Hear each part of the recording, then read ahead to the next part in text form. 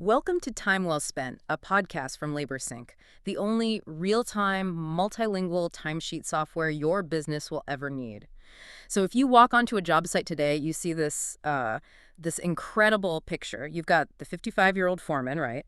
And his notebook is basically his Bible. Right? And then clear across the site, there's the 19-year-old apprentice who, he can't even imagine a world without a smartphone in his pocket. It sounds like a stereotype, but that scene, that tension, is a huge headache for management in the field right now.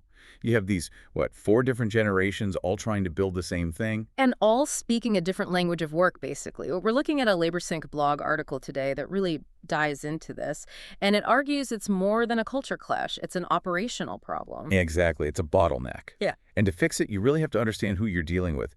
The article, it starts by breaking down the generations, starting with the baby boomers, born 46 to 64. The veterans, they want to look you in the eye. You know, if it wasn't on a clipboard or said over a walkie-talkie, it just didn't happen. Then you get Gen X, born 65 to 80. They're sort of the bridge generation, super independent, and they really started that whole push for work-life balance. And they see it as a right, not a perk? Absolutely. Right. Then you have millennials, up to 96, tech-savvy, yes, but they're also very collaborative, and they always need to know the why. You can't just give them a task. Right. You have to give them the mission behind it. And that brings us to Gen Z. The digital natives. For them, real-time data is just expected. If they have to wait until Friday to see their hours logged, they just assume the system is broken. It's archaic to them. So here's where the article gets really interesting, though. It says the friction, the actual day-to-day arguments, it's not really about age. No, not at all. It's about assumptions. The article calls them attribution errors. Attribution errors, so like misinterpreting why someone is doing what they're doing. Precisely. The boomer foreman sees the Gen Z kid on his phone, and his brain just, it defaults to lazy or scrolling Instagram. When in reality, that kid is probably checking the project specs in the group chat because that's just the fastest way for him to get the information. It goes the other way, too. The Gen Z worker sees the clipboard and thinks, stubborn, old school, resists technology. But that's not it. What is it then? That veteran isn't afraid of technology. He's afraid of feeling foolish.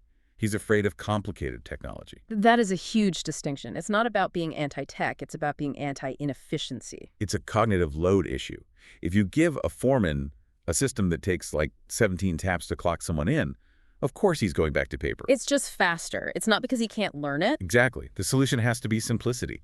If the tool itself, like LaborSync, for example, removes friction instead of adding it, then that resistance just melts away. So on the training side, the blog brings up this idea of skill-based pairing, which I really liked. It's so much better than that corporate buzzword reverse mentoring. It avoids the whole patronizing dynamic of a kid teaching a veteran. It's just a simple trade. So the experienced guy teaches the apprentice how to read a really complex blueprint, something with real value. And in return, the apprentice takes 90 seconds and shows him how to use the time tracking app on his phone. It's not a hierarchy. It's a barter system. Both people walk away with something they needed. Which brings this all to communication. We always hear the golden rule, right? Treat others how you want to be treated. But it seems like here it's something different. It's more like treat others how they want to be treated. The blog calls it outcome-focused communication. So who cares if one person prefers a phone call and another wants a text? Does it matter?